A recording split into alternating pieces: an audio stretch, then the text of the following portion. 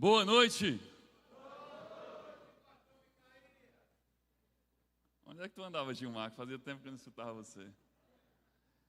Queridos, que a graça e a paz do Senhor Jesus Cristo seja com todos nós, amém?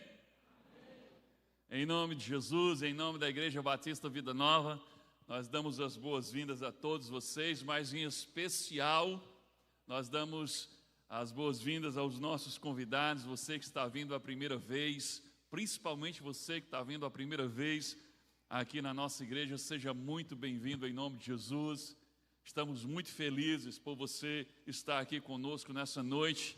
Esperamos que Deus já tenha ministrado profundamente ao seu coração por meio daquilo que nós cantamos hoje e que Ele ministre mais ainda ao seu coração por meio da palavra que será pregada nessa noite. Eu só quero pedir uma gentileza a você que está vindo a primeira vez aqui na igreja, que é você preencher o nosso cartão Conexão. É um cartãozinho que está aí no bolso da cadeira que está na sua frente.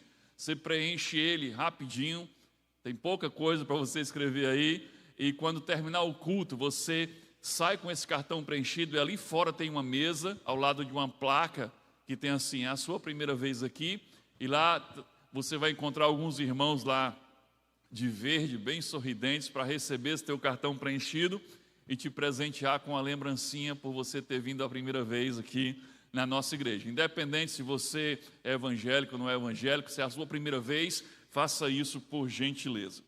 Queridos, hoje, um dia muito especial. Na verdade, hoje nós comemoramos a data mais especial da fé cristã. Hoje, no domingo de Páscoa, nós celebramos a ressurreição de Jesus.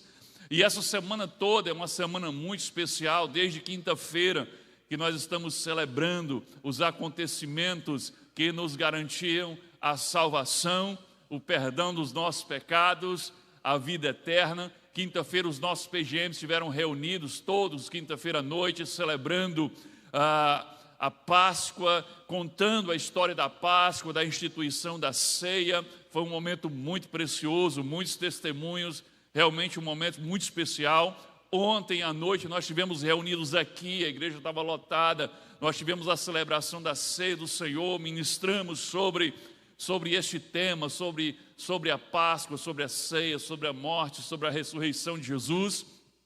E hoje nós, durante todo o louvor, cantamos sobre a morte e a ressurreição de Jesus, que é o motivo de termos sido salvos.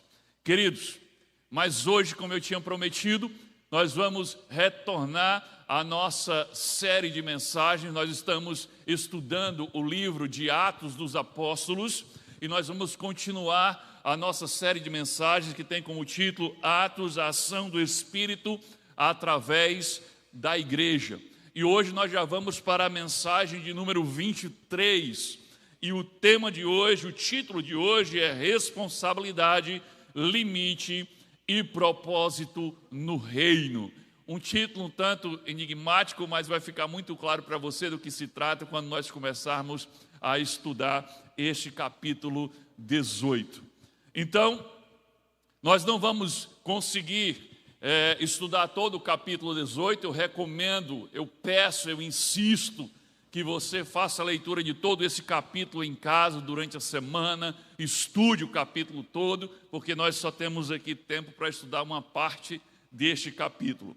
Vamos fazer a leitura que vai do versículo 1 ao versículo 18, mas não todos os versículos, mas um resumo entre o versículo 1 e o versículo 18 do capítulo 18. Eu peço agora a sua total atenção e reverência para este momento, porque este é o momento mais importante de toda a ministração, porque é o texto, é a palavra de Deus, é daqui que o Espírito Santo vai tirar lições e aplicar às nossas vidas. Então acompanhe a leitura na tela comigo.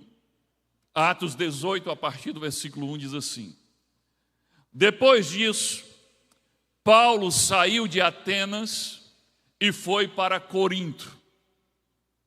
Ali encontrou um judeu chamado Áquila, natural do Ponto. Isso tudo era nome de cidade. Que havia chegado recentemente da Itália com Priscila, sua mulher. Pois Cláudio que era o imperador, Cláudio havia ordenado que todos os judeus saíssem de Roma. Foi por isso que Áquila e Priscila tiveram que sair de lá e ir para Corinto. Paulo foi vê-los.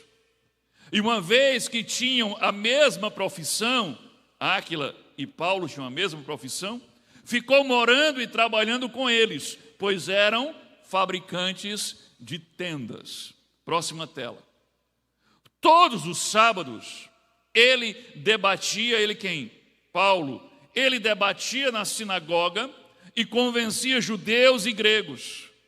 Depois que Silas e Timóteo chegaram da Macedônia, Paulo se dedicou exclusivamente à pregação, testemunhando aos judeus que Jesus era o Cristo. Opondo-se eles e lançando maldições, quem fez isso? Quem se opôs a Paulo, a Timóteo e a Silas e lançou maldição sobre eles? Alguns judeus da sinagoga de Corinto. Opondo-se a eles e lançando maldições, Paulo sacudiu a roupa. Veja, sacudiu não é tirar, significa bater a poeira. Paulo sacudiu a roupa e lhes disse: caia sobre a cabeça de vocês o seu próprio sangue. Estou livre da minha responsabilidade.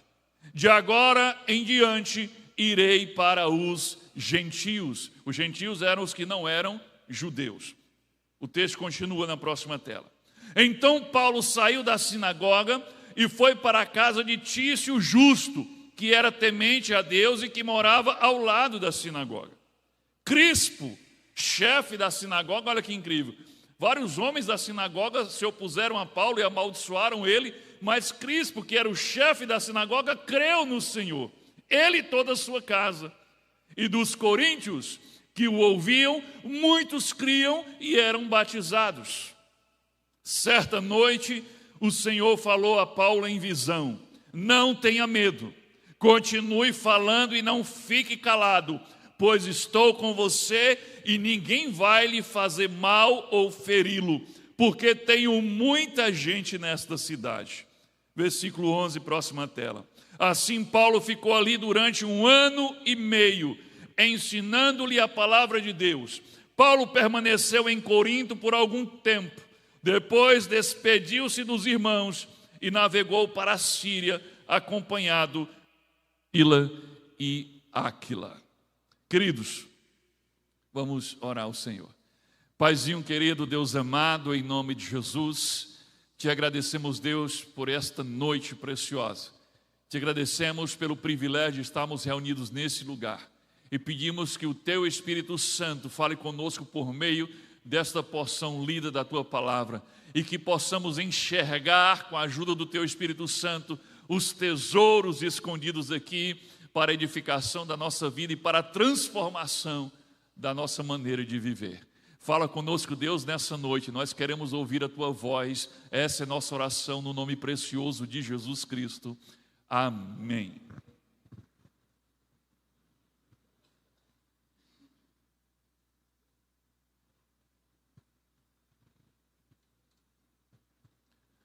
Então a pergunta que nós vamos fazer, só mudando o número do capítulo, é esta que a gente faz todo domingo aqui. Quais lições nós podemos então aprender no capítulo 18 de Atos?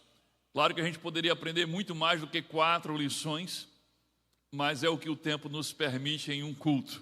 Então pegue aí o seu esboço, pegue a caneta, esteja pronto para anotar as lições e, como eu sempre digo, não se limite a completar a palavrinha que está faltando, mas não deixe de anotar aquilo que o Espírito Santo aplicar diretamente à sua vida. Porque esta mesma mensagem, ela pode falar com você de uma forma totalmente diferente do que falou comigo. Porque o Espírito Santo sabe exatamente quem você é, o que você está passando e o que você está vivendo. Então, não deixe de anotar o que Deus falar especificamente com você nesta noite. Então, quais lições nós podemos aprender com o capítulo 18 de Atos? A primeira lição, você já pode completar aí no seu esboço, é: todo discípulo tem responsabilidade espiritual pelos que ainda não se converteram. Todo discípulo tem responsabilidade espiritual por aqueles que ainda não se converteram. O versículo 6 do capítulo 18, esse vai ser o versículo mais lido essa noite, então se prepare que a gente vai ler ele muitas vezes. Então vamos relembrar aqui o versículo 6. Coloca na tela, diz assim: opondo-se eles e lançando maldições, alguns homens lá da sinagoga de Corinto, Paulo sacudiu a roupa e lhes disse: caia sobre a cabeça de vocês o seu próprio sangue. Agora atente para essa frase que ele diz: estou livre da minha responsabilidade. Estou livre da minha responsabilidade. Embora Paulo esteja aqui dizendo que está livre da sua responsabilidade, o ponto que eu quero destacar aqui e que está revelado aqui é que ele só ficou livre da sua responsabilidade porque antes de estar livre ele estava preso a esta responsabilidade. O que eu quero destacar aqui é que Paulo está dizendo que havia uma responsabilidade. Paulo está admitindo que ele tinha consciência desta responsabilidade. E aqui revela algo que muita gente ignora. Quem já recebeu a revelação da verdade e se tornou discípulo do Senhor Jesus Cristo, tem responsabilidade espiritual sobre quem ainda não se converteu. E Paulo está deixando isso claro. Paulo carrega algo que muitos de nós já perderam ou nunca tiveram, uma consciência viva, espiritual, de responsabilidade pelos que ainda não creram em Jesus. Paulo tinha claramente esse senso de responsabilidade. Ele sabia que o evangelho não é apenas algo para ser aceito, mas também algo para ser anunciado, para ser compartilhado e não para ser retido. Paulo carregava um senso claro que dizia: se eu não falar de Cristo, alguém pode morrer sem ouvir, e se isso acontecer, é minha responsabilidade. A minha responsabilidade como discípulo começa quando eu recebo da parte de Deus a revelação e a salvação.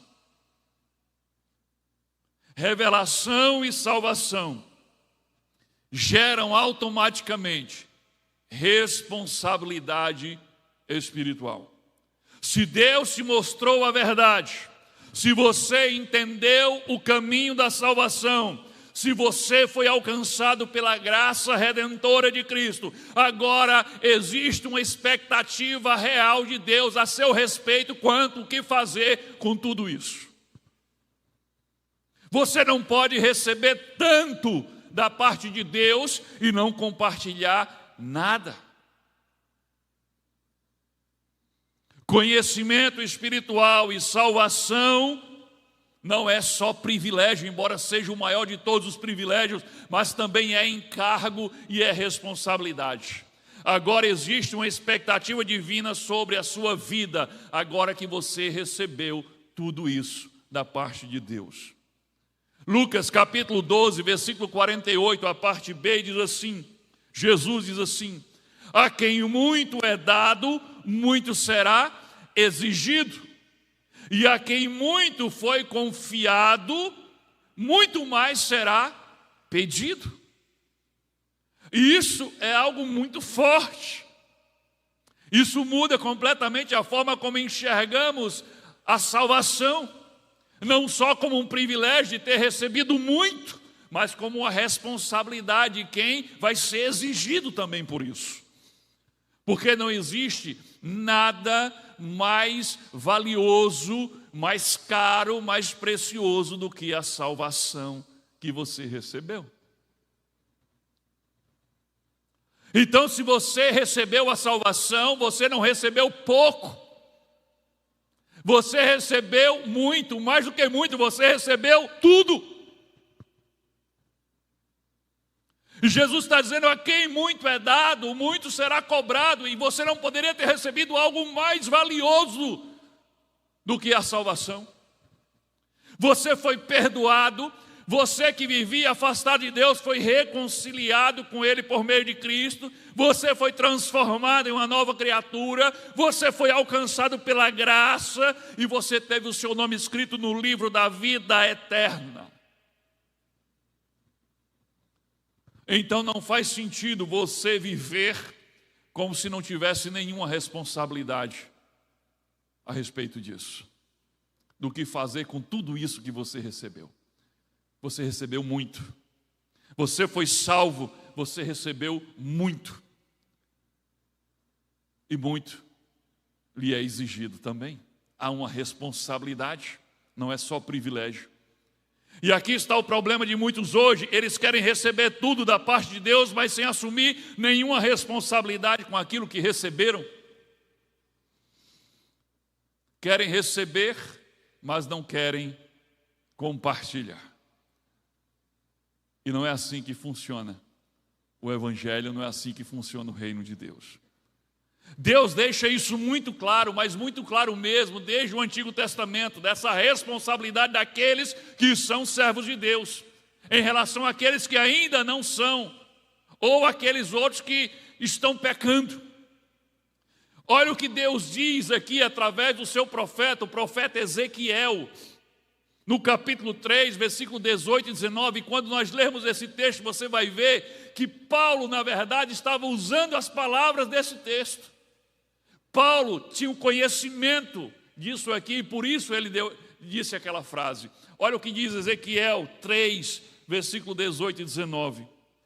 Deus está dizendo assim por meio do seu profeta, ele diz: quando eu disser ao ímpio, o ímpio é aquele que ainda não é salvo, aquele que ainda não serve a Deus, ele diz: quando eu disser a um ímpio que ele vai morrer, e você não o advertir, nem lhe falar para dissuadi-lo dos seus maus caminhos, para salvar a vida dele, aquele ímpio morrerá por sua iniquidade, não a do crente, mas do próprio ímpio. Mas para mim, você será responsável pela morte dele. Olha que coisa séria. Deus está dizendo, ele vai morrer e ele tem a responsabilidade, porque ele vai morrer por causa dos pecados dele. Mas quanto a mim, eu vou responsabilizar você pela morte dele, porque você não avisou, porque você não tentou dissuadi-lo. O versículo continua, 19: se porém você o advertir o ímpio, e ele não se desviar da sua impiedade ou dos seus maus caminhos, ele morrerá por sua iniquidade, mas você estará livre da sua culpa. Aí quando você lê isso aqui, você diz, é daqui que Paulo tirou o que ele disse. Paulo era um profundo conhecedor do Antigo Testamento. E Paulo, quando faz tudo o que fez por aqueles homens lá de Corinto, e eles dizem o que disseram e fizeram o que fizeram, e Paulo diz, estou livre da minha responsabilidade para com vocês. Paulo estava aplicando o que Deus havia revelado por meio do profeta Ezequiel. Era disso que Paulo estava falando em Atos 18. E aqui, em Ezequiel, Deus está falando sobre o pecado da omissão. Tem o pecado do ímpio e tem o pecado do servo de Deus. E o pecado do servo de Deus aqui é o quê? Omissão. E isso é muito sério. Ignorar as oportunidades e o mandado de Deus de falar do Evangelho, de alertar os que estão se perdendo, não é apenas um descuido, é negligência espiritual, é pecado sim, é o pecado da omissão. E esse é o pecado mais praticado por nós que conhecemos ao Senhor Jesus, o pecado da omissão. Como podemos crer no Evangelho, que diz algo tão sério sobre a eternidade, e simplesmente conseguimos nos calar diante disso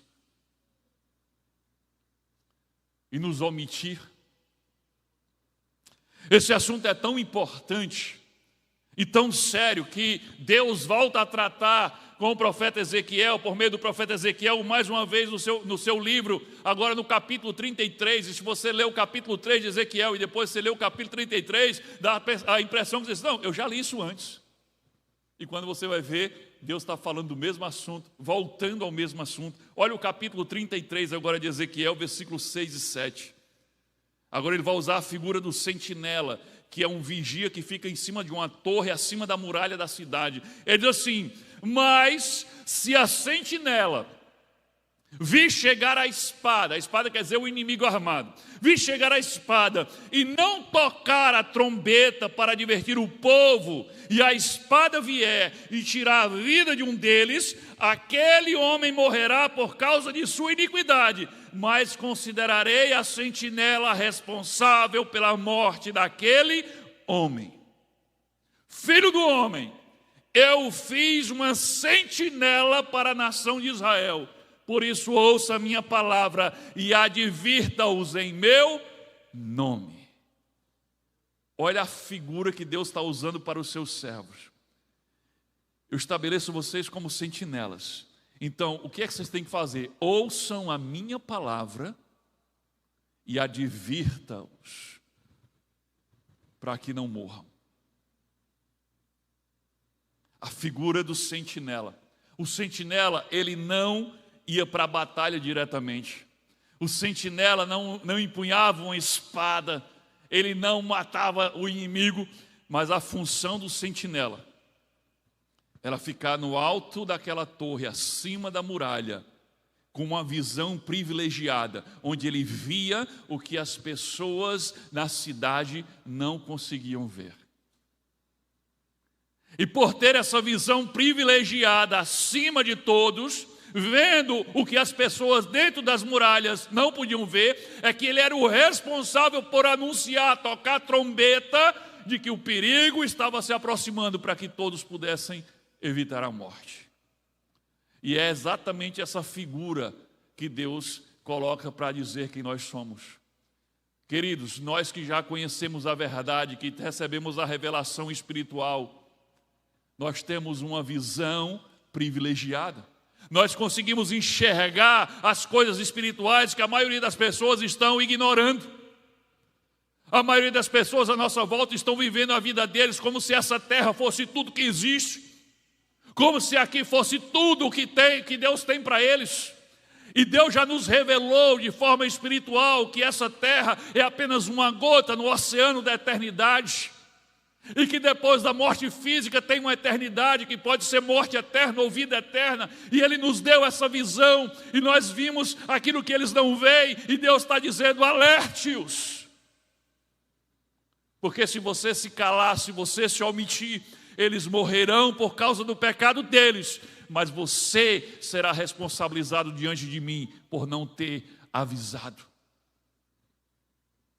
E no texto anterior que nós lemos, Deus fala claramente por meio do profeta e diz, mas se você avisar e eles não te derem ouvidos, e mesmo assim morrerão por causa dos pecados deles, mas você estará livre de culpa, você estará livre da sua responsabilidade. E é isso que Paulo estava dizendo, lá em Atos 18.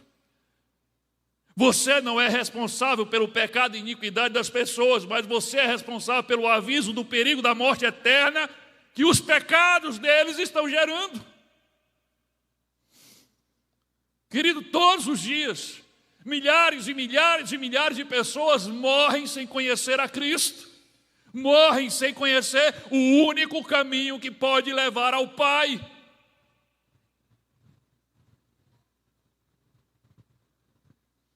E muitas dessas pessoas nunca ouviram claramente o Evangelho, ou ouviram o Evangelho, mas de alguém que não o explicou com interesse real, com amor, com paciência genuína, com exemplo, com vida. E aqui está o ponto que nos confronta. Nós convivemos todos os dias com pessoas que estão caminhando a passos largos para a morte eterna, e nós estamos agindo como se isso não fosse nada. Nós precisamos começar a pensar mais sobre isso. Eu fico envergonhado quando eu penso que eu passo a maior parte do tempo sem considerar isso. Da quantidade de pessoas que estão à minha volta, que não conhecem a Cristo, e eu tive a oportunidade de falar e não falei.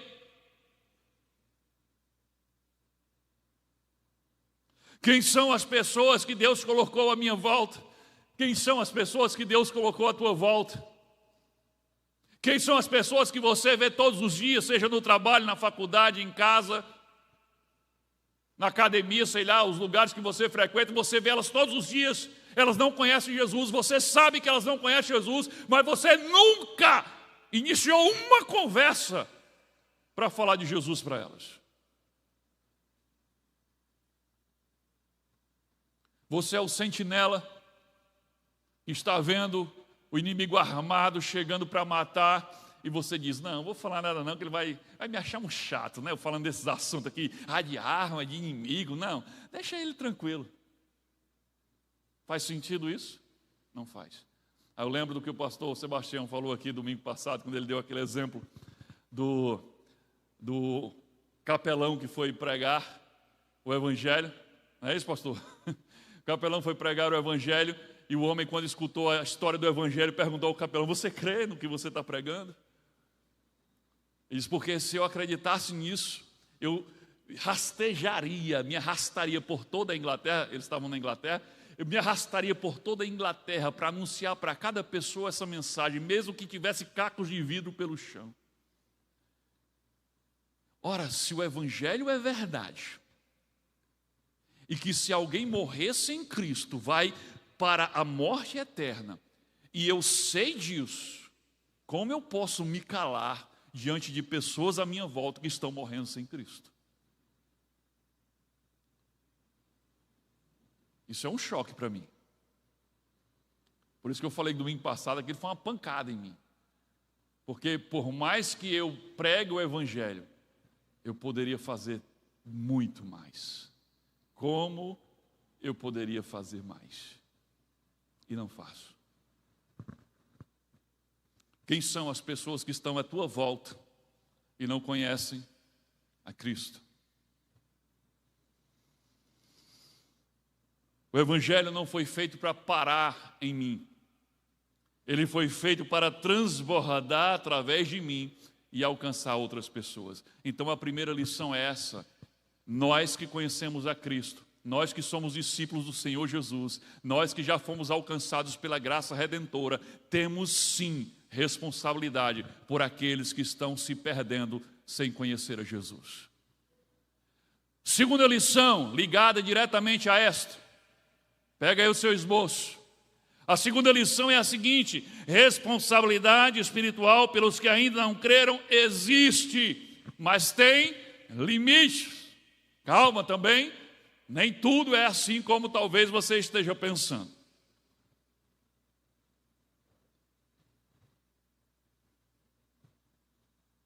Essa responsabilidade por aqueles que ainda não creram, de fato existe, isso ficou muito claro nesse primeiro ponto. Mas tem limites. De novo, vamos para o versículo 6, agora só a parte B do versículo. Paulo diz: caia sobre a cabeça de vocês o seu próprio sangue. Estou livre da minha responsabilidade. Até aí. A responsabilidade que nós temos sobre aqueles que ainda não creram não é uma responsabilidade absoluta, ilimitada. Não, ela tem limite. Ela existe, ela é séria, mas ela tem limites. É tanto que tem limites, que chega aqui em determinado momento que Paulo diz o quê? Estou livre desta responsabilidade quanto a vocês. Se essa responsabilidade não tivesse limite, acontecesse o que acontecesse, Paulo nunca poderia dizer isso. Mas Paulo está dizendo isso porque existe um limite nesta responsabilidade.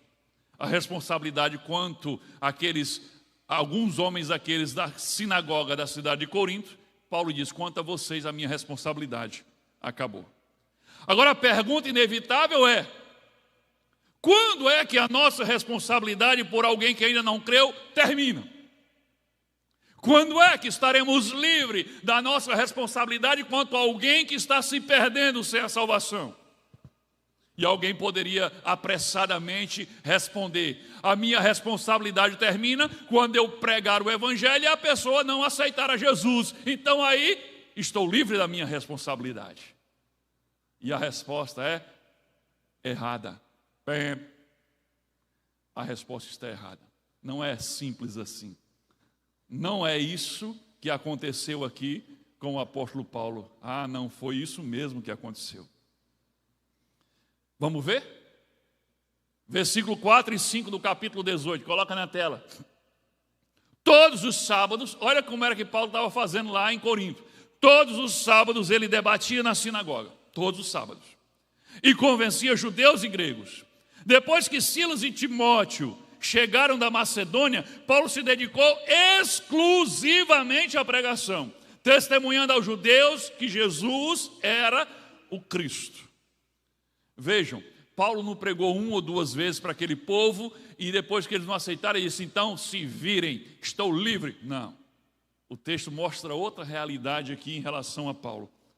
Diz que enquanto ele estava ocupado, tendo que trabalhar na fabricação de tendas junto com Áquila para ter o sustento, ele ia todos os sábados pregar na sinagoga para os judeus. Todos os sábados, não foi uma vez ou outra, ele ia todos os sábados. E quando Silas e Timóteo se juntam a eles, vindo da Macedônia, aí ele deixa esse negócio de tenda e ele se dedica exclusivamente à pregação do evangelho. E aquilo que era todo sábado agora vira todo dia. É só para isso que ele passa a viver. Então, o quadro que nós estamos aqui não é de alguém que pregou algumas vezes, não aceitar, então pronto, vão tudo para o inferno. Não. Não é isso. Ele fazia isso intensamente, fez isso por muito tempo. Então a responsabilidade de Paulo com os não crentes de Corinto não acabou porque ele pregou algumas vezes e eles simplesmente não se converteram. Então o que é que aconteceu de fato para que Paulo se sentisse livre da responsabilidade espiritual para com aqueles homens específicos em Corinto? Vamos de novo voltar ao versículo 6, a resposta está lá. Opondo-se eles e lançando maldições.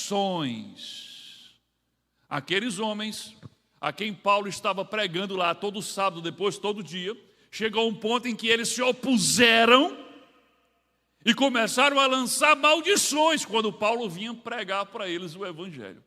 Foi quando chegou neste ponto que Paulo disse o que nós vimos aqui. Paulo sacudiu a sua roupa e lhe disse: caia sobre a cabeça de vocês o seu próprio sangue. Ou seja, vocês são os únicos responsáveis pela morte que os aguarda. É isso que Paulo está dizendo. Quando ele diz: caia sobre a cabeça de vocês o seu próprio sangue. Ele diz: a minha responsabilidade terminou. Paulo só declarou que estava livre da responsabilidade pela salvação daqueles homens quando eles se opuseram e lançaram maldições sobre Paulo, sobre os companheiros e sobre a mensagem que Paulo tinha. Paulo não saiu porque desistiu. Ele saiu porque discerniu que os corações ali estavam em oposição ao evangelho que ele pregava. Ele saiu porque os seus ouvintes começaram a se recusar a ouvir a mensagem. Olha o ponto aqui. Paulo disse isso porque aqueles homens agora se recusavam a ouvir a mensagem. Discernimento espiritual também é saber quando parar de pregar em um lugar ou parar de insistir com uma pessoa. Permanecer pregando, insistindo, quando a pessoa não quer ouvir a mensagem, não é obediência, é falta de discernimento espiritual. Se Paulo tivesse ficado ali insistindo, ele estaria carregando um peso que Deus não tinha colocado sobre ele. Muitos estão esgotados porque estão exatamente assim, insistindo onde Deus já mandou sair. Insistindo com quem se opõe à mensagem, com quem se opõe, com quem não quer ouvir a mensagem. Agora atente para isso. De novo, lembre, Paulo não falou uma vez e foi embora. Ele insistiu ele debateu, ele permaneceu bastante tempo, mas quando seus ouvintes se opuseram, então ele parou.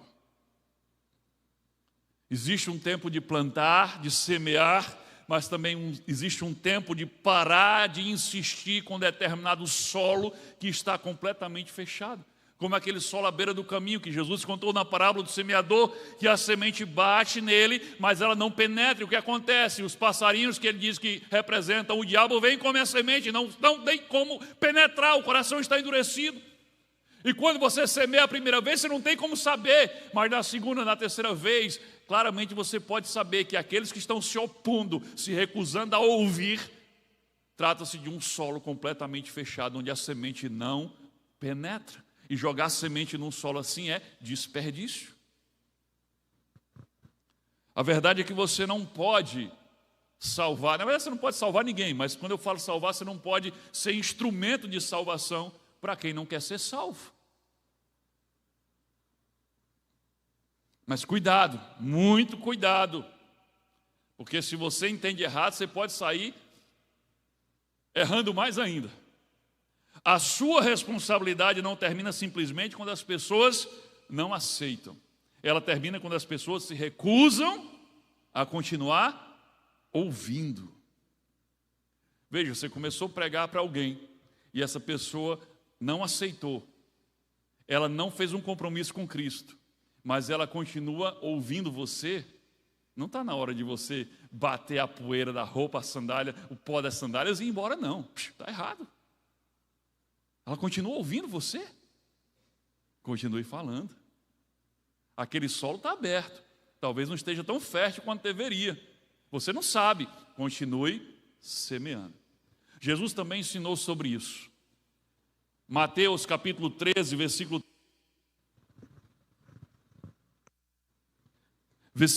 13 e versículo 15.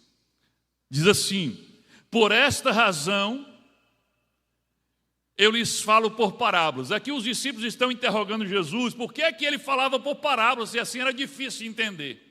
E depois, quando Jesus chegava com os discípulos num lugar separado, ele ia explicar as parábolas para os discípulos. Isso quer dizer isso quer dizer aquilo, tal, tal. Aí Jesus está dizendo, por esta razão eu lhes falo por parábolas. Porque vendo, eles não veem. E ouvindo, não ouvem nem entendem. Pois o coração, aí ele vai dizer no versículo 15, ele vai dizer por que era assim. Porque ele estava falando por parábolas para que eles vissem sem ver e ouvissem sem ouvir. Aí Jesus no 15 explica, pois o coração deste povo se tornou insensível. De má vontade ouviram com os seus ouvidos. Jesus está dizendo, sabe por que eu falei com parábolas para que eles não entendessem? Porque o coração deles é insensível. E eles quando ouvem, ouvem de má vontade. Ouvem de má vontade. E fecharam os seus olhos. Se assim não fosse, poderiam ver com os olhos, ouvir com os ouvidos, entender com o coração e converter-se. E eu os curaria. Jesus está dizendo algo muito forte aqui. Ele está dizendo, olha, eu não falo, eu não trago revelação da mesma forma para todas as pessoas. Para alguns eu falo de uma forma que eles não entendam mesmo. E ele explica por quê. Por quê? Porque ele não força a revelação para quem escuta de má vontade, para quem rejeita, para quem tem um coração insensível, para quem decidiu fechar os olhos e os ouvidos. Ou seja, para quem recusa ouvir a mensagem. Jesus não estava aqui, nesse caso, lidando com pessoas em dúvida. Ele estava lidando com gente de má vontade e de coração petrificado e endurecido. Existe uma diferença entre alguém que ainda está processando a mensagem que está ouvindo e por isso não tomou uma decisão, e alguém que já processou e já decidiu rejeitar e se opor. E discernir esses dois tipos de pessoas é uma questão de sabedoria. Então, de repente, alguém ainda não tomou uma decisão, mas ele está processando o que você está ensinando, ele está processando na mente dele o que você está falando, e de repente ele não tomou uma decisão porque ele ainda tem dúvida, porque ele tem medo, porque ele ainda tem apego, ele tem um monte de coisa, mas ele está te ouvindo, ele continua te ouvindo, e a cada dia cresce mais ainda no coração dele o desejo de se comprometer. Não para de falar para essa pessoa: vai, pastor, faz 5 anos, mas ele está te ouvindo. Tá, então não vai bater o pozinho da sandália e sair, não. Está errado. Paulo não ensinou isso. Continue, meu filho. 10 anos, aí está te ouvindo ainda? Continue. Não se opôs, não rejeitou te ouvir? Continue. Tenha paciência. Continue insistindo. Tem que discernir. Jesus foi mais direto ainda em Mateus 7, versículo 6. Ele diz assim: não deis aos cães o que é santo, nem lanceis ante ou diante os porcos as vossas pérolas. Essa é uma das falas mais duras de Jesus aqui.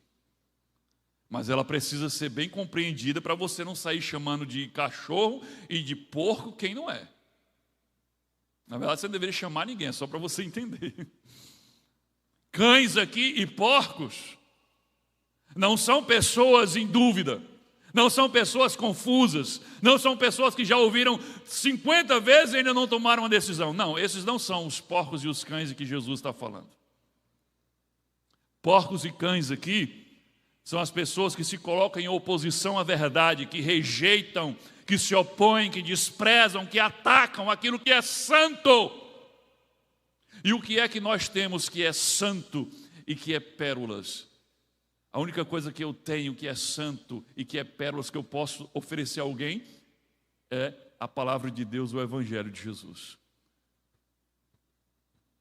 Você oferecer, você servir o Evangelho para quem se opõe a ele de forma que não queira ouvir, é como se você pegasse uma pérola e estivesse jogando a um porco. Por quê?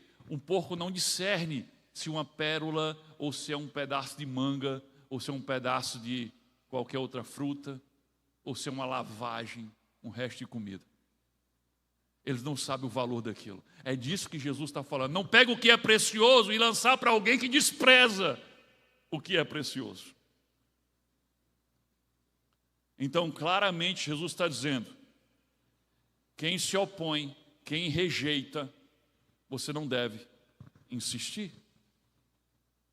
É isso que ele está falando. Não lanceis as vossas pérolas diante dos porcos, ou o que é santo diante dos cães, porque nem os porcos nem os cães sabem discernir o que é santo e o que é precioso. E Paulo sabia exatamente onde começava e onde terminava a sua responsabilidade espiritual com os não crentes. E agora, depois de tudo isso, faz sentido. Paulo pregou, Paulo insistiu, Paulo debateu, Paulo permaneceu indo naquela sinagoga, mas chegou o momento em que ele disse tchau. Quando foi? Quando eles se opuseram a ele e lançaram maldições sobre ele. Não foi só, não, Paulo, a gente não vai querer esse Jesus. Não foi isso. Não foi só isso. Aqui não era uma resistência comum, era desprezo pela verdade, era uma oposição, era ódio pela verdade. E foi nesse momento que Paulo disse: agora não é mais comigo. Que o sangue de vocês caia sobre as suas próprias cabeças. Vocês agora são os únicos responsáveis pela morte que os espera depois da morte. Nós precisamos aprender a identificar. Se alguém está aberto, continue investindo, continue insistindo, continue caminhando junto. Se alguém já se fechou completamente e despreza, respeite, ore, mas não insista. Existe a responsabilidade, mas ela tem limites. Terceira lição: a paz não vem da quantidade de convertidos, vem da obediência e fidelidade do missionário. Complete aí.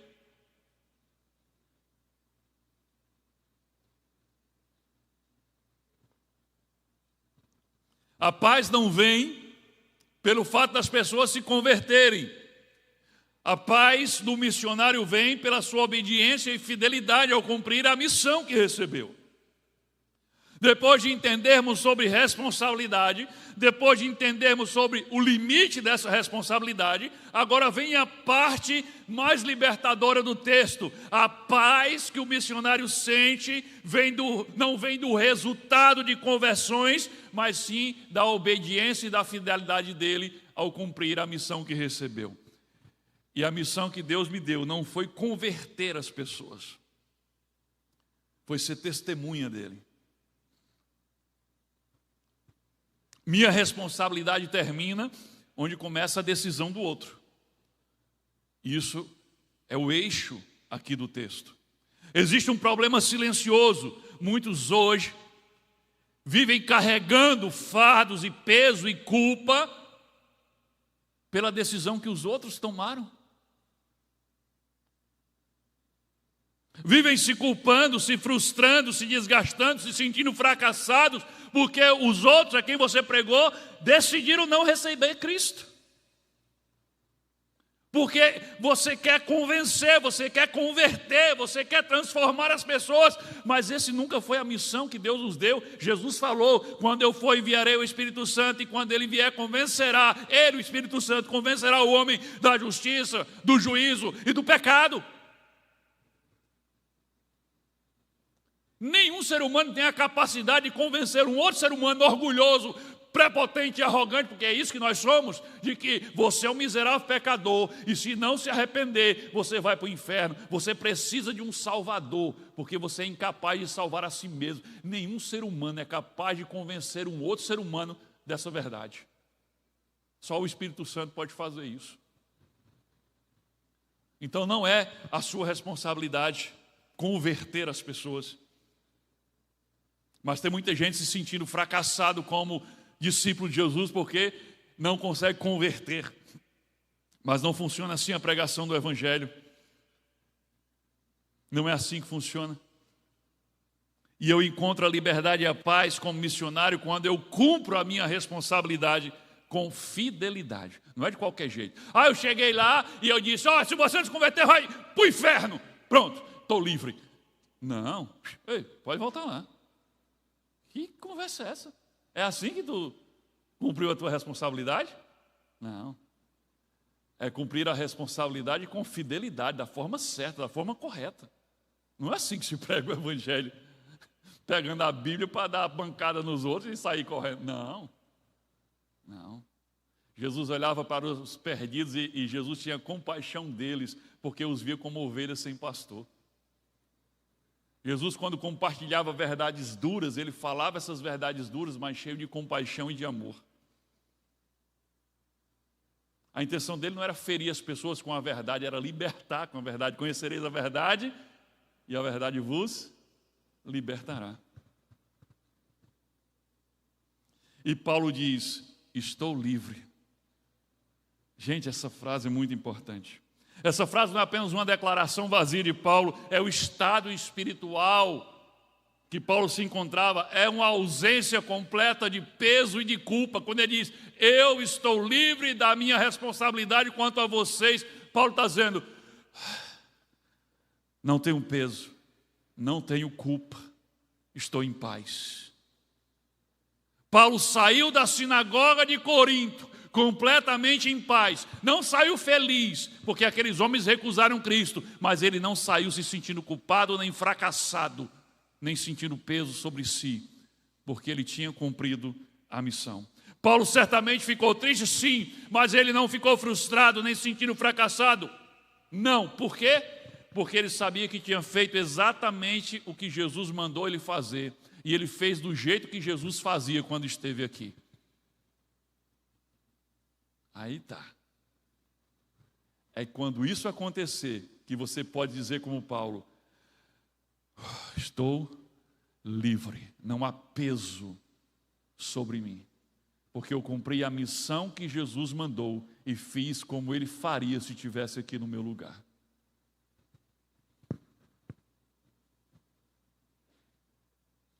A consciência de quem obedece e é fiel deve estar sempre livre e em paz. E esta é uma lição muito importante, que eu, Micaías, preciso todos os dias me lembrar, porque eu tenho muita dificuldade com ela. Ah, como eu tenho dificuldade com essa lição. Às vezes, eu dou o meu melhor na hora de pregar o Evangelho, mas saio completamente frustrado, me sentindo um fracasso quando ninguém entrega a vida a Jesus. Isso acontece mais comigo. Às vezes Deus fala de forma extraordinária num culto, por meio da palavra, e você fica maravilhado quando Ele está falando, mas no final, quando você percebe que nenhum não crente, nenhum não discípulo decidiu receber aquela palavra que Deus falou de forma tão extraordinária e se tornar discípulo, quando isso acontece de ninguém querer ser discípulo de Jesus, então eu me sinto fracassado. E aí, em vez de ser grato por Deus ter falado de forma extraordinária naquela noite, eu só saio frustrado porque ninguém dos que não conheciam a Jesus recebeu o que Deus falou. Isso é um problema. Talvez você tenha esse problema também. A gente mede se o culto foi bênção ou não pela quantidade de decisões no final do culto. E é claro que as decisões devem alegrar o nosso coração, porque alegra o céu. Mas esse não é o termômetro para nos trazer paz e liberdade. É se formos fiéis e obedientes. A nossa consciência como missionários e testemunhas do Senhor deve estar alinhada com a missão que Deus nos deu e não com a reação ou com a decisão das pessoas. Será que isso também não já aconteceu com você? De você dar o seu melhor, pelo menos na sua concepção, você deu o seu melhor, você falou de Jesus com amor, você insistiu o tempo suficiente ou necessário, mas se sentiu um fracassado porque a pessoa no final disse: eu não quero entregar minha vida a Jesus. Isso acontece porque no fundo nós ainda estamos medindo o nosso sucesso como missionário pelo número de convertidos e não pela fidelidade em anunciar a palavra. A pergunta que deveríamos fazer não é se todo mundo aceitou, mas a pergunta seria: eu fui fiel no que Deus me mandou fazer? Eu falei quando Deus mandou eu falar? Eu falei como Jesus falaria se estivesse no meu lugar? Eu insisti quando era tempo de insistir e respeitei e parei quando era o tempo de fazer isso? Se a resposta for sim, você pode até ficar triste por uma vida ou várias vidas que não se renderam ao Senhor, é claro, mas fique em paz. Sinta-se livre da sua responsabilidade. Agora um alerta, querido. E esse alerta é para mim e para vocês. Mais para mim do que para vocês. Deus queira que nunca aconteça. Você vê como eu tenho medo disso. Mas pode ser que um dia a gente chegue numa cidade e a gente faça uma mega caravana Vida Nova. E a gente deixe tudo lá. Nossa energia, nosso recurso, nosso trabalho, nosso amor, nossa dedicação, e a gente faça de tudo lá naquela cidade. E no final do dia pode ser que ninguém entregue a vida a Jesus, ou quase ninguém entregue a vida a Jesus. Tomara que isso nunca aconteça. Mas é um risco real. Ora, Jesus chegou em Gadara, não deixaram nem ele entrar na cidade. E quem somos nós para que isso nunca aconteça conosco? E quando isso acontecer, se isso acontecer, nós precisamos decidir como sairemos daquela cidade naquele dia. Se vamos sair de lá frustrados, se sentindo fracassados, a caravana foi um fracasso. Desperdiçamos nosso tempo. Onde foi que nós erramos? Eu acho que já deu esse negócio de caravana, não dá mais para fazer. É muito investimento para nada.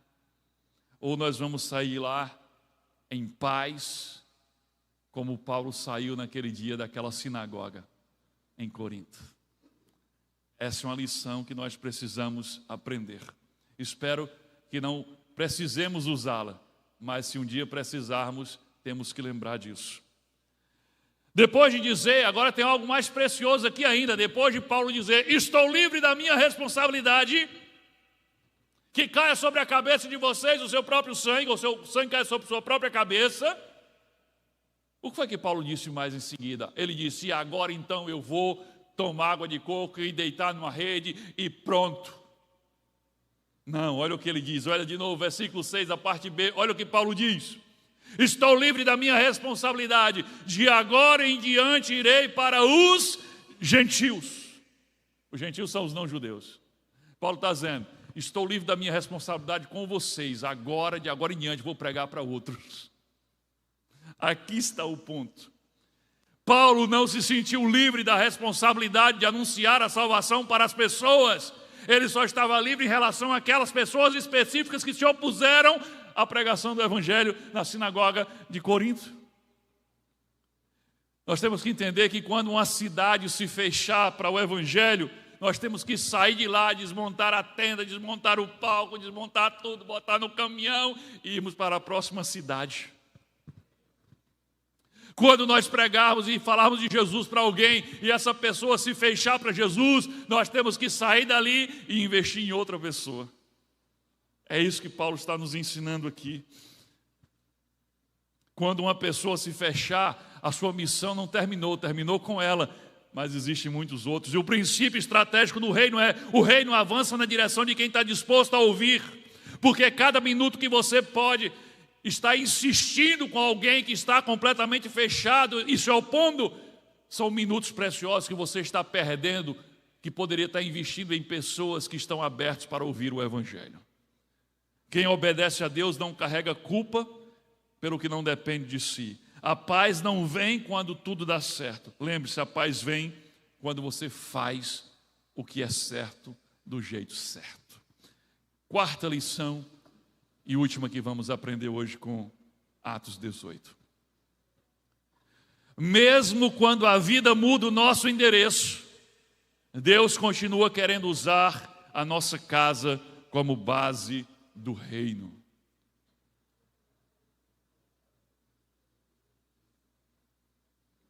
E essa lição nós vamos aprender com um casal muito especial chamado Áquila e Priscila. Esse casal é muito famoso no Novo Testamento. Se você nunca ouviu falar desse casal, isso é um problema sério. Sinal que você não anda lendo o Novo Testamento, porque esse casal é bem conhecido. É uma bênção esse casal. Áquila e Priscila. Vamos ver essa lição? Capítulo 18, versículo 1 a 3. É o início do capítulo 18. Começa assim o capítulo 18. Depois disso, Paulo saiu de Atenas e foi para Corinto.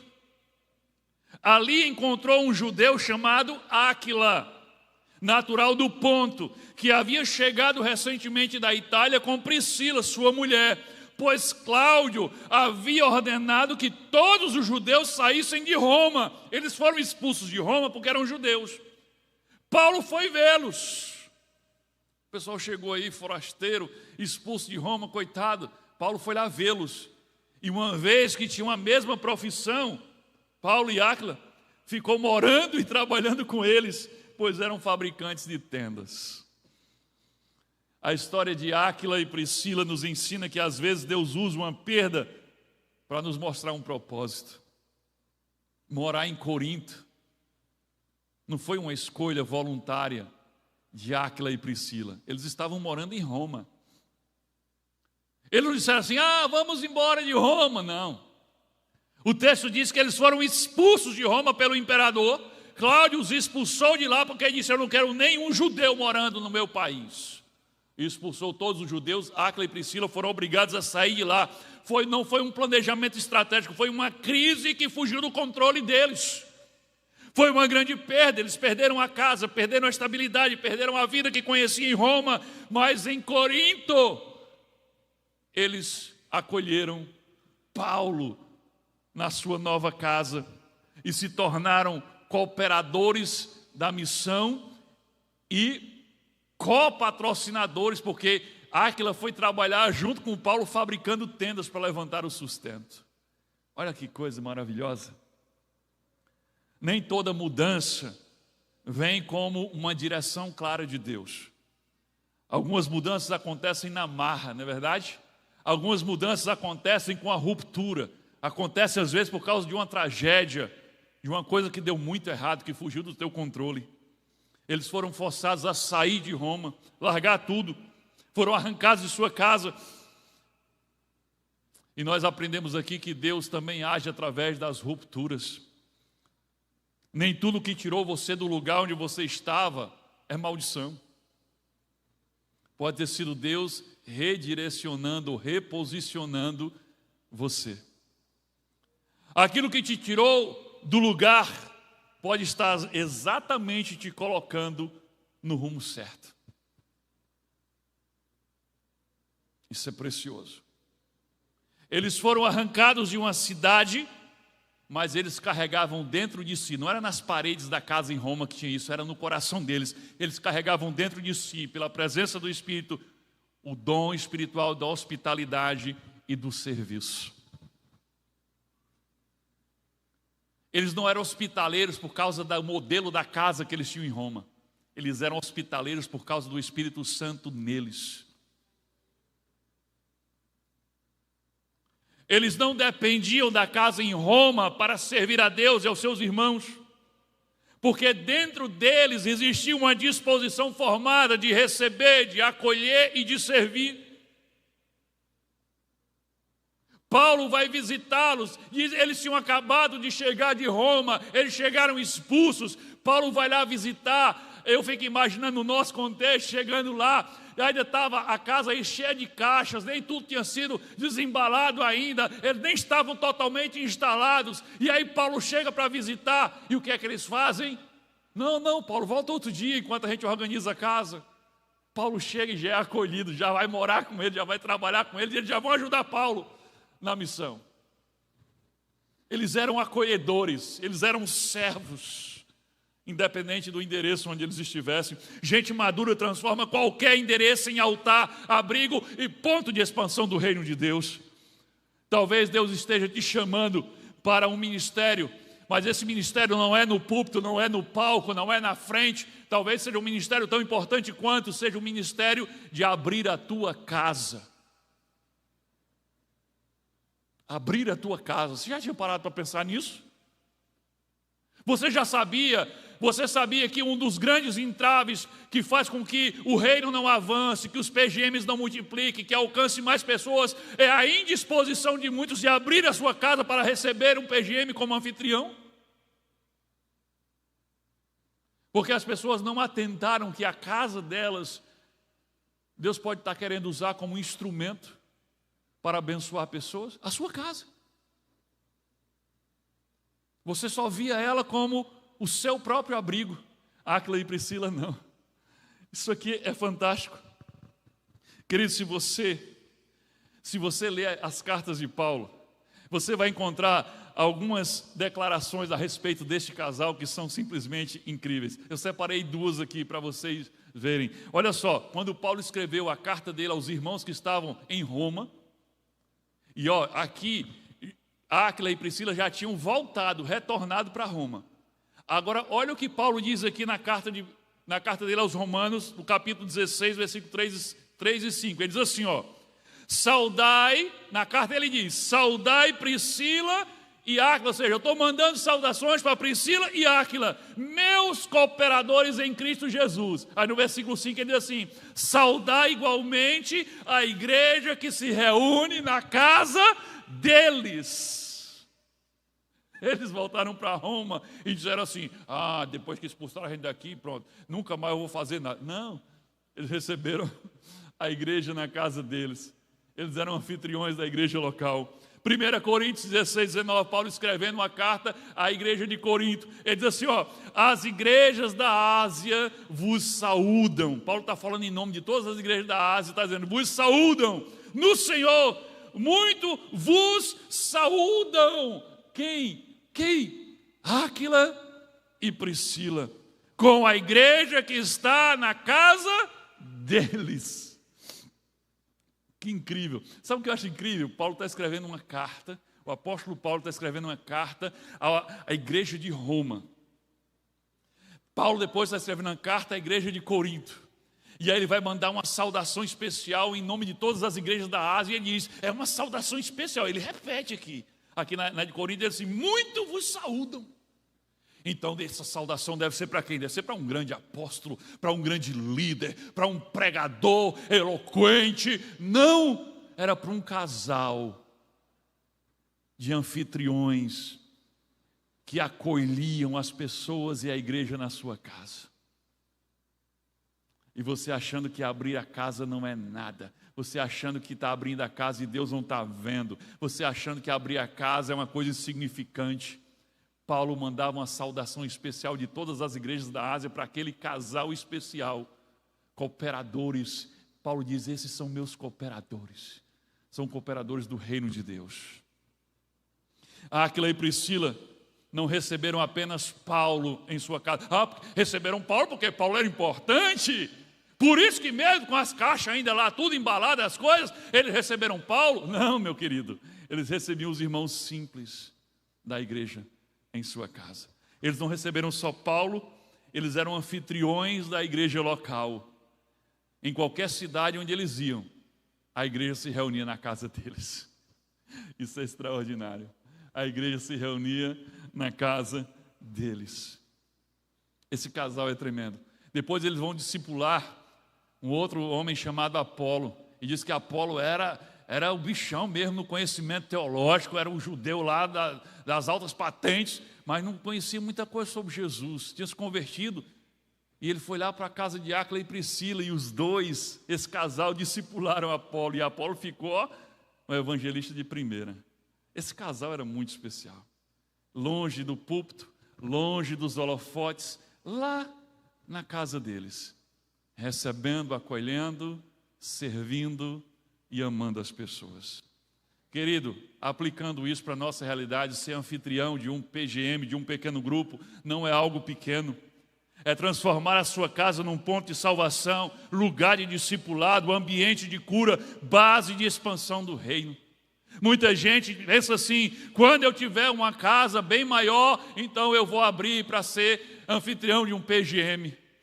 Querido, se você não é fiel no pouco, você não vai ser fiel no muito. Quando você tiver uma casa maior, você vai dizer, uma casa desse tamanho dá muito trabalho para limpar, depois que aquele povo vem aqui, deixa tudo sujo, né?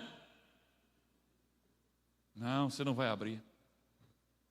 Ou então você diz assim, não, quando a minha vida estiver mais organizada, e as minhas coisas estiverem mais no lugar, e aí eu estiver com mais tempo, aí eu vou abrir a minha casa. Áquila e Priscila, chegando expulso de Roma, de mudança, vem Paulo, vem morar aqui, depois a igreja vem para cá. E vocês, não, porque nós estamos grávidos, aí não podemos ser anfitriões, tá certo? Aí depois, não, porque o bebê nasceu, nós não podemos ser anfitriões. Não, porque o menino agora é adolescente, aí não pode. Quando você não quer, qualquer motivo é motivo para você não querer. Quando você quer, nenhum motivo é suficiente para te impedir. Áquila e Priscila desmontam esses argumentos. Eles servem no meio do caos, da transferência forçada. Eles tinham acabado de perder tudo e mesmo assim hospedaram Paulo e depois hospedaram a igreja. Deus não precisa de uma casa grande ou de uma casa chique, de uma casa perfeita. Ele só precisa de pessoas hospitaleiros, com coração de servo e que amam os seus irmãos. Talvez o que Deus quer fazer em Parnamirim começa não num grande evento, mas começa numa porta que se abre. E essa porta talvez seja a porta da sua casa que precisa se abrir.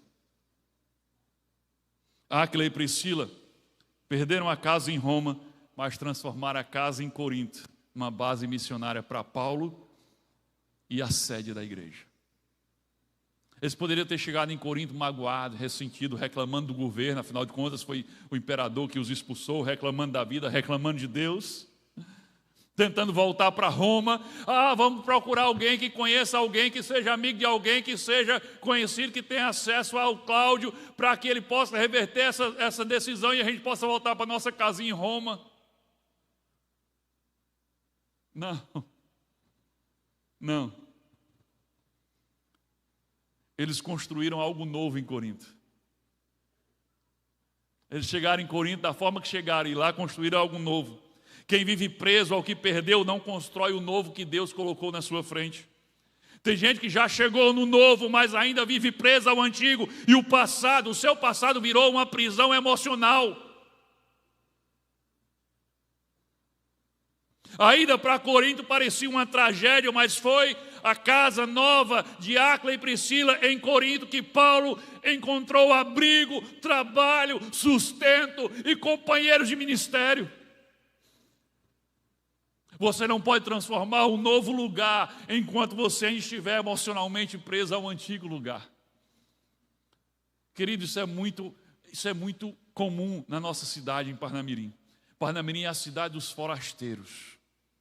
Pense num lugar onde tem gente que não é daqui.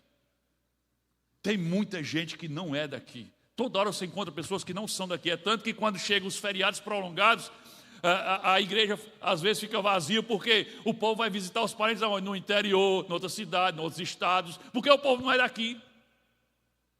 Aqui, Parnamirim é cheio de gente que não é de Parnamirim. E muitos não vieram para cá por escolha, por projeto, por decisão, por planejamento. Não. Alguns de vocês foram arrancados do lugar onde vocês estavam e trazidos para cá, por uma transferência forçada que vocês não escolheram, não era para cá que você queria vir, por a necessidade, por uma tragédia. Alguma coisa trouxe vocês, arrancou vocês do lugar onde vocês estavam e trouxe vocês para cá.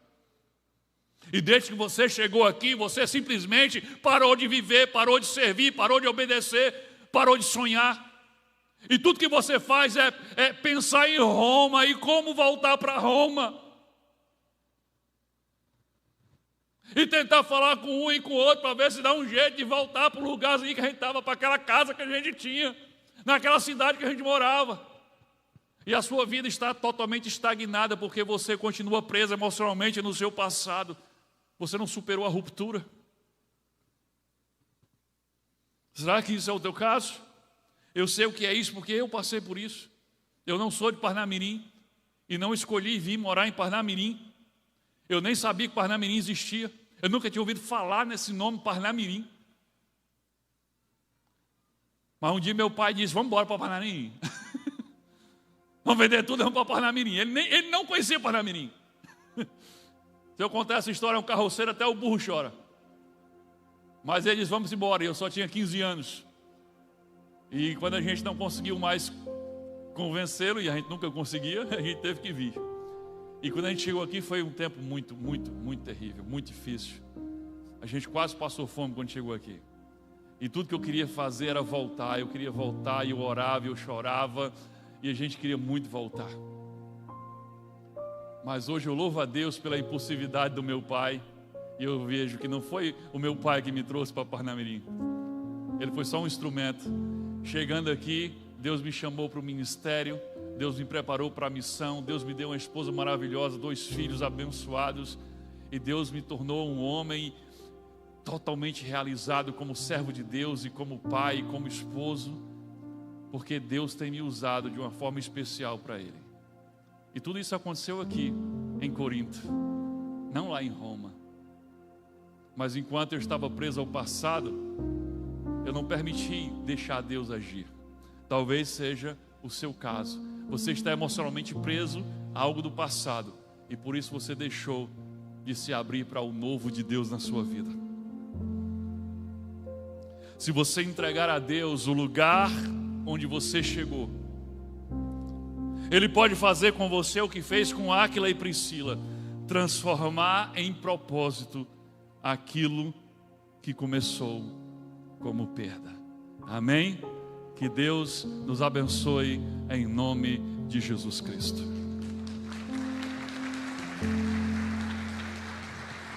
Jesus, o meu carpinteiro,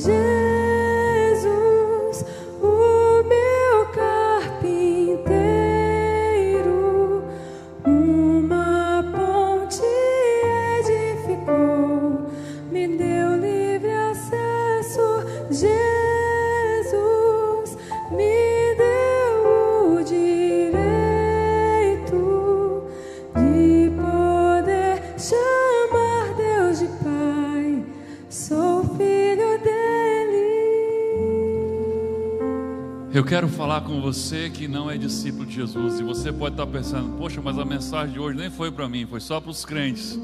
A mensagem de hoje foi só para os discípulos. E como Deus cobra deles a responsabilidade de compartilhar a mensagem com aqueles que ainda não são discípulos. Realmente a mensagem, o foco foi esse. Mas eu não sei se você percebeu, paralelo a isso tinha algo muito sério e muito relevante sobre você que ainda não é discípulo. Veja, a mensagem de Atos 18 aqui é Deus alertando e cobrando aqueles que já conhecem a verdade, já foram alcançados pela graça redentora de Jesus, sobre a responsabilidade deles diante daqueles que ainda não se renderam a Cristo. E Deus está dizendo: vocês serão cobrados. Eu vou requerer das mãos de vocês o sangue daqueles que morrerem sem conhecer Jesus, porque vocês se omitiram. Acorde para essa realidade. Deus está dizendo: essas pessoas que ainda não são discípulos de Jesus, elas estão numa situação tão perigosa que se vocês não alertarem a eles, vocês serão culpados da tragédia. Querido, sabe o que significa isso?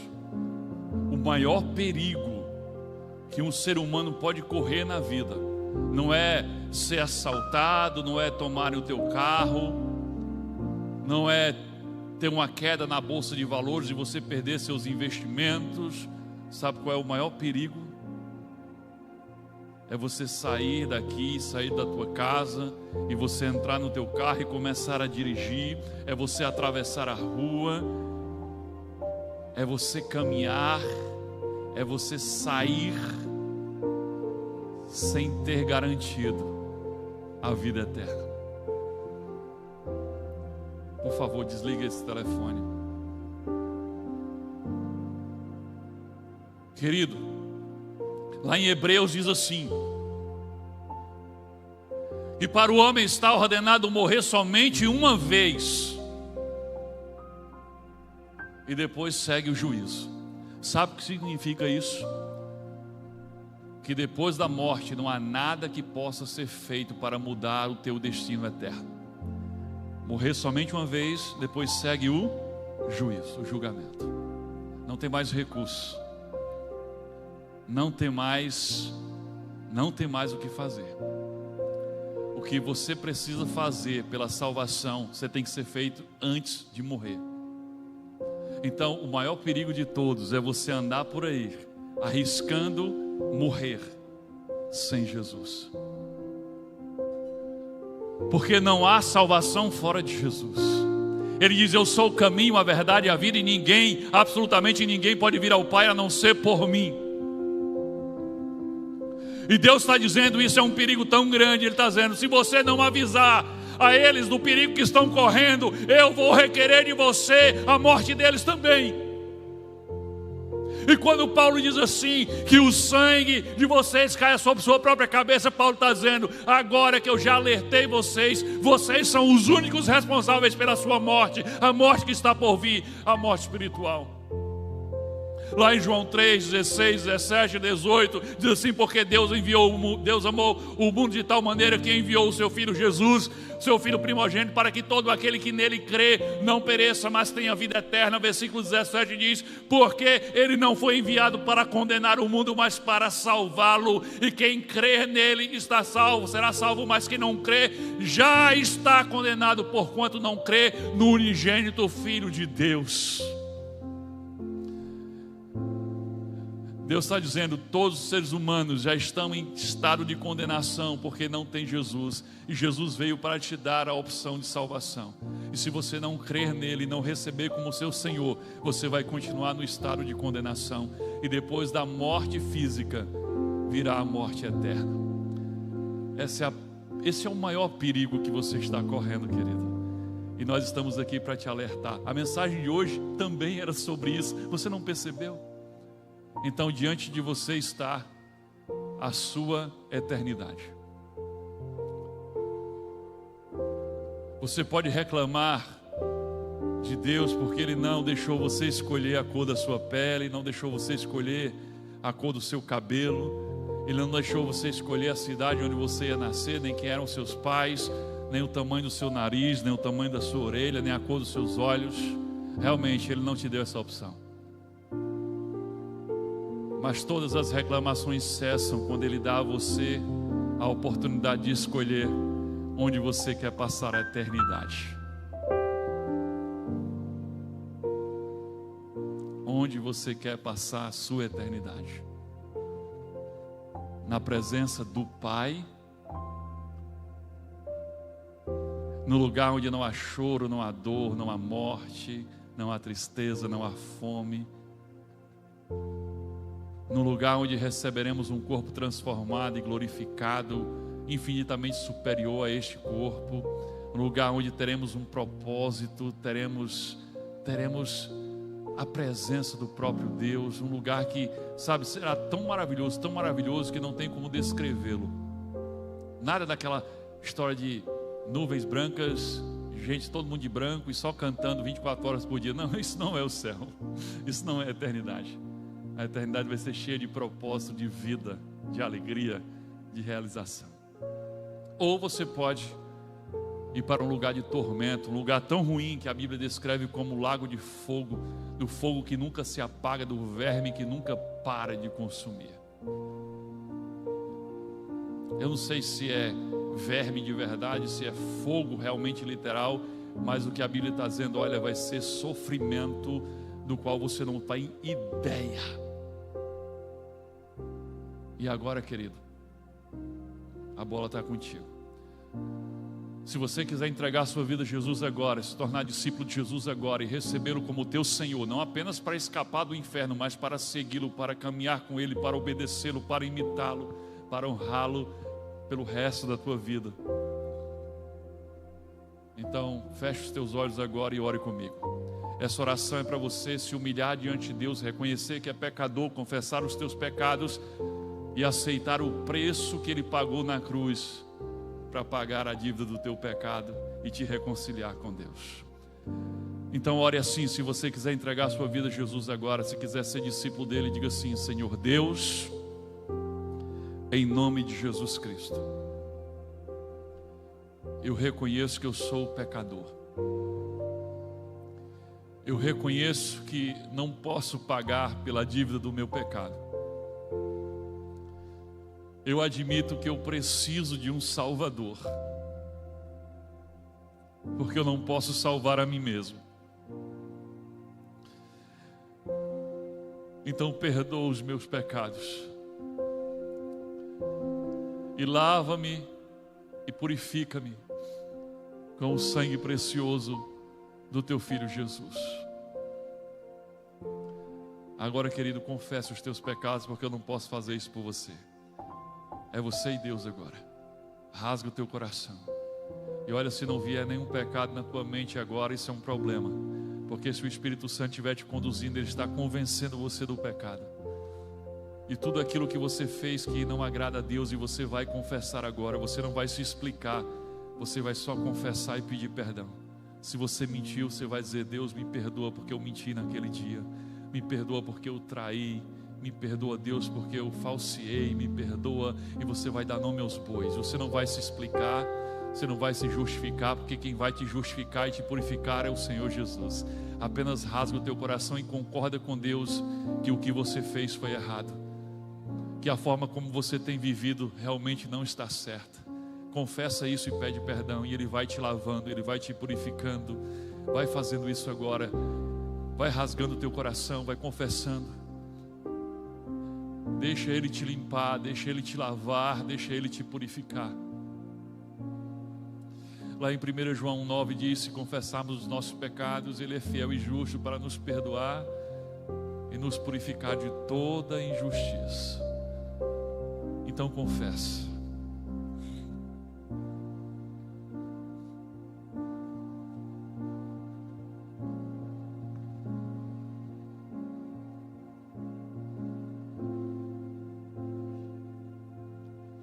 Diga assim: Senhor Jesus, eu abro a minha vida para o Senhor e te recebo como meu Senhor e meu Salvador. Eu me comprometo a segui-lo, a imitá-lo e obedecê-lo pelo resto dos meus dias. Eu admito que sou falho e fraco e infiel.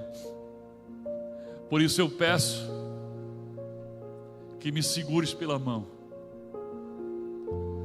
Quando eu tropeçar, me equilibre.